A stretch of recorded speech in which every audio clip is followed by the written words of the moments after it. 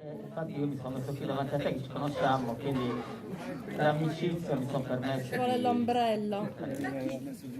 Allora, io faccio da presentatore, presento buonasera, benvenuti a questa proiezione di questo film meraviglioso. I protagonisti di questo film che si intitola Bianco di Babudoiu, che sarebbe l'equivalente di Mamarua in italiano. No, me l'hanno spiegato, io non lo sapevo. Babudoiu dovrebbe essere...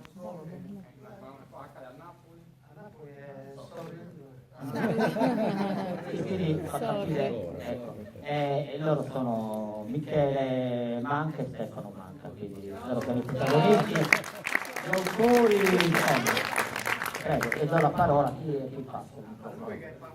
Parla di più Stefano, prego. Dico cose senza senso, ma ne dico tante, quindi sembra che stia riempendo. Allora, cosa volevamo dire? Diciamo che voi adesso dovete prendere un impegno e tornare domani, ognuno di voi con 4 persone, perché la seconda volta che vedrete questo film ci saranno dei particolari che alla prima visione non sono. È come quei dischi che hanno bisogno di un secondo ascolto. E non bastano 4 volte, anche 5. È un film con più livelli. Diciamo, c'è un livello raso terra e uno molto più profondo, però quello più profondo è da capire. È una cosa molto bella e mi ha fatto piacere partecipare a questa esperienza e ringrazio infatti Michele e Stefano. Ho dovuto pagare 2000 euro, però insomma sono soldi investiti bene. Assolutamente. Il film che è costato, quanto è costato? I tuoi 2000 euro. L'ho pagato io il film.